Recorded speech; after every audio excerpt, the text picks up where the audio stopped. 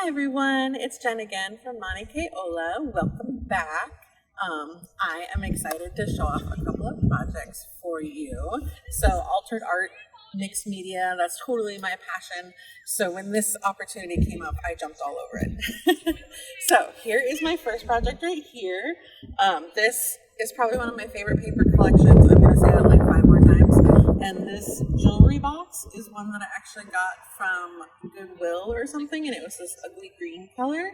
And I took some paint, painted it pink, and then I attached some paper. So it's pretty much the easiest project ever. The papers help it look really good. So now let's get in depth with it. All right, so now we're gonna get up close to this box. So this is some of the Domestic Goddess papers by 7 Studio. There's some of the tags and everything. And then I just took flowers from my own stash and little beadings from my own stash. But all the papers, all these little tags are all from 7 Studio. This is a little fussy cut from the Alpha stickers. Some more little Alpha stickers. I don't know if you can see that right there.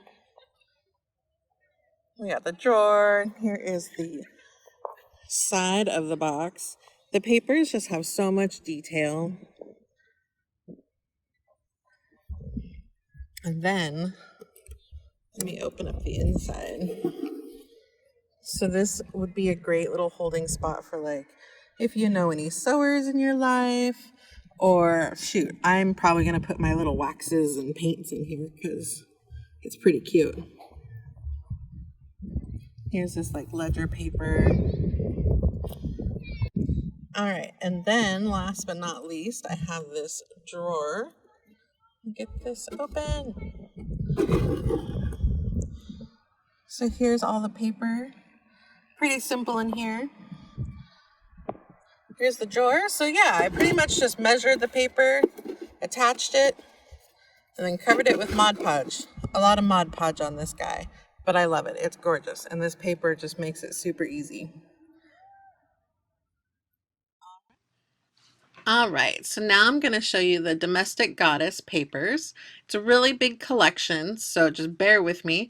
Right here is the 6x12 sticker sheet, and you can see all the like little tags and everything, the words. These are the 2 alpha sheets, so we've got salt and pepper and raspberry, individual letters and little words. This is the tag sheets, so we got all the tags and everything. These are die cut already. And then this is the 12x12 sticker sheet. So we've got all the stickers, and you might see this is a Polish company, so we're going to see some Polish words on here, which I feel like kind of adds some fun to your projects. This is the collage sheet. It's the advertisements, kind of the old school adverts. And this is the fashionista collage sheet. So you got all these pretty ladies in there. They're super fun, so easy to fussy cut. And then here we'll start with the papers. So this is kitchen wallpaper. On the back side, you can see it has the pinks and the yellows with it. You got women's talk. So this one, it's a super busy paper. It's super pretty. I think it's one of the darker ones. On the back side. This one is proudly handcrafted. So there's kind of like a lace, a subtle lace pattern to the back. And you'll see here, this is the sewing pattern. And you'll see this a few times throughout the collection. So, whatever. Probably my favorite paper name ever. And there's that sewing pattern again. 12th teacup. This one's going to have a little bit more of the yellows and oranges. That sunset feel. And then we've got raspberry pudding. Just that lace. It's got the coffee ring stains on the side. And then we have a couple of buffalo, or not buffalo plaid, but plaid papers. One's darker, one's going to be a little lighter. Depends on what you're looking for. Spice and sugar with that ledger on the back. And then we've got white apron. So this one is probably the lightest one, and it's got that pattern. Perfect. Well, that is my domestic goddess papers. I hope you enjoy. My second project that I want to show you is this little treasure box that I made. This is super cute. Really, really enjoyed it. There's a lot of chipboard. I did some crackle paint on there, embossing, and just kind of used up some of the treasures that I had sitting around the house, like those little seashells and beads. You can see there's the celestial paper in the background. So I used the Destination Unknown papers from 7 Dot Studio. And then some of the chipboards and stuff are from UmWowStudio. And then again, just little tidbits here and there.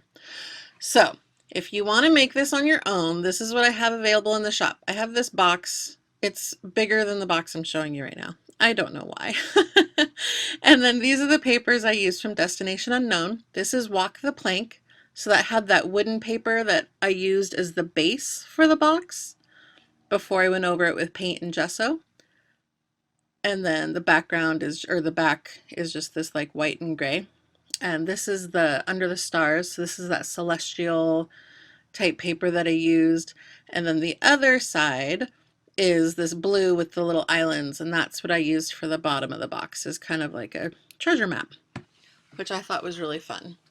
And then the chipboard, oh, sorry, I got the embellishment, little arrows, and these are the die cuts. They're already die cut out for you. And then now I have the chipboards. So all the chipboards I used were from UmWowStudio. So I have the seaweed. I used a couple of those and painted them different shades of green.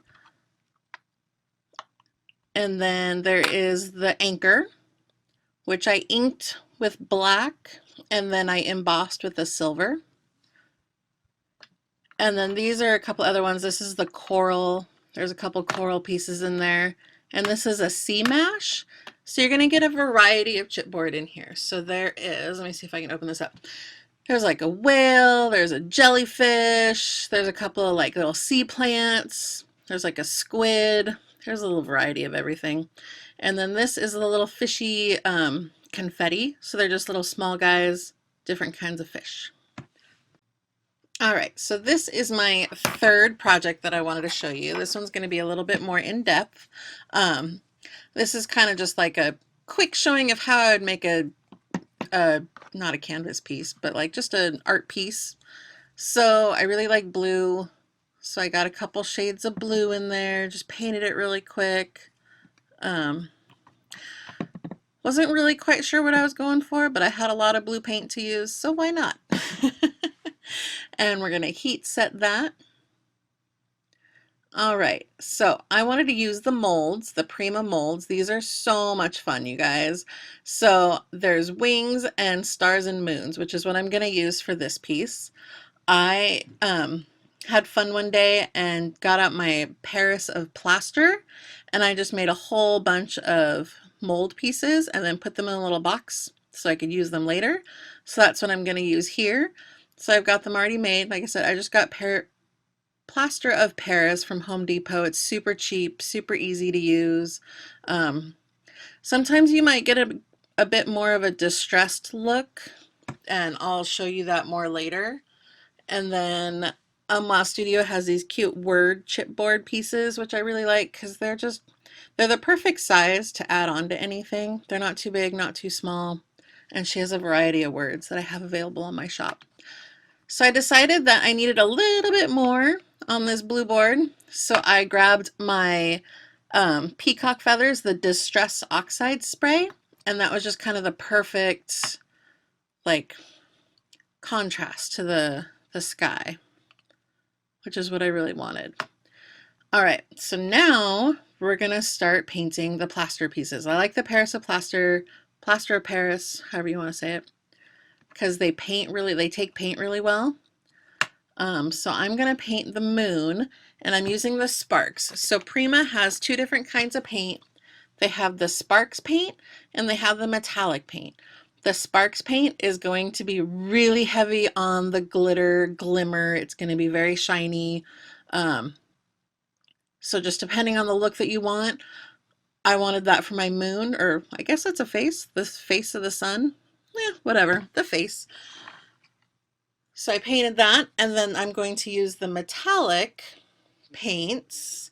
This is really fun. There's definitely some shimmer to this too, and there's a wide variety of colors. I have them on my site. You can see here that glimmer on there. Oh, it's so pretty. I love the acrylic paints, the metallic ones. All right, so I'm going to paint my wing. Get it all nice and covered. You don't want to forget the sides, so that way it looks finished. Luckily, my cat is not intruding. She's being good today. Yay! All right, and I'm going to paint all my wings with that acrylic paint. I painted the stars just with this gold paint that I have at Michael's. I didn't want to do the sparks paint for the stars. All right, and so now I think I have all my pieces painted. Now here comes the fun part. They have these waxes, and if you guys have not seen these waxes yet from Prima, it's the Finnabair from, she came up with these in all these colors. These are so much fun. They add just the perfect accents. You can put them on with your fingers. That's what I usually do. I just put it on my finger and rub it on. You can also use a paintbrush if you want to. If you do use a paintbrush, you're going to want to, because the wax is really hard to wash off. So you'll want to just have like a dedicated brush for the waxes. Vintage gold is probably one of my favorites. I use it all the time because it just kind of goes with everything. And you can see just rubbing it on, and it picks up all the raised edges and everything, and kind of putting it on the edge of the wings. Hopefully you can see the contrast, that kind of how it makes the pop, makes the wings pop up a little bit. And there's all sorts of different color waxes. There's like pinks and purples. The metal colors are the ones that I use the most because you can get kind of that rustic look. It does take a day or two to wash off your fingers if you use your fingers. But if you're an artist, you kind of already used to that, right? Or you're wearing gloves. So I decided to put a little bit of the gold on my face. Get them a little bit of makeup, contrast, highlighting, contouring. And then here I have some red wax. It's not red. What color is it? It is Indian pink. So I decided to put that on the lips just to kind of make his lips pop out a little bit. All right. And then the last piece is the moon. And I wanted the moon to really pop out from the face. So I decided to use watercolor. And watercolor and the plaster of Paris, it works really well. It soaks in, so you definitely get more of a matte look to it rather than like a glossy look when you use the metallic paints. So that you can kind of see, and then you can see he's kind of he's got like some chips in his face. It's okay. He's lived a life. And now I'm going to use that gold wax on him. I like to paint them first because the paint gets into all the little deep parts, and then the waxing just goes on top. So there we go. Now everything's done. Oh wait, we got one more piece. So this is my awaits. I decided I want that color to pop out, so I'm going back to that Indian pink. I did put some gesso on this chipboard first because I really wanted the wax to pop, the color to pop out. You probably don't need to gesso it. It's up to you. If you don't gesso it, your color might be a little bit more muted. And like I said, I just really wanted this to pop up since everything's kind of shades of blue and gold. So now I'm going to get everything placed and start adhering everything down. So the liquid glue did work. It's sticking really well. If you are in a hurry and you want it to stick right away, you could use hot glue. That would be a possibility also. It's been about 6 hours and my pieces are not moving anywhere, so. But hot glue, you could use hot glue for this. All right. So I just want these last little things. The word stickers are perfect. I love the word stickers. If you have not picked up word stickers, I highly suggest it. You can use them on anything. So I'm going to pick up a couple. Let's see. Live by your own rules. Okay. And now we're going to finish this up. So here it is all done. I put that never stop dreaming, and you can see the gold and how it pops, and see the gold, the difference between the face and the moon with the light and the dark. I also put some gold on the awaits just to make it kind of blend in a little bit more. I know I said I wanted it to pop.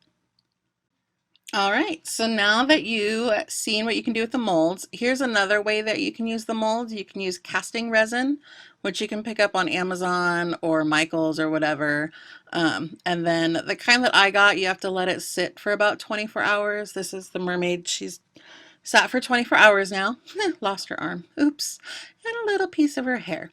So this is her in her resin. And let's see. Let's do some experimenting, you guys. I'm going to take that acrylic metallic paint and paint her tail. I always worry about how resin will take paint, and obviously it depends on like what kind of paint and stuff that you want to do. Be really careful when you heat it because her tail was getting a little soft in places, so just be careful not to leave that on there. And I think she needs a little bit more on her tail. So I'm going to put some gel here. And then have you played with the Distress embossing glazes yet? We are going to use 2 different colors.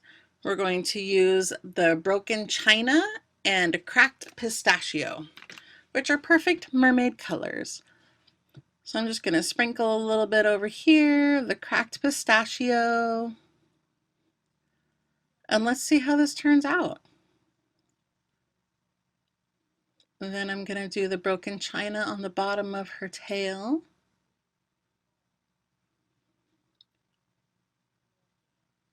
And the embossing glazes are meant to be slightly translucent. So whatever I decide to put her on, like paper or something like that, it's going to help make those colors show. So I really like how this turned out. Let's see. Okay. Maybe you guys can see it. I don't know if you can, but it looks really good, you guys. I really like how this turned out. So these molds are so much fun. If you haven't gotten them or you're still on the fence about them, I highly suggest it.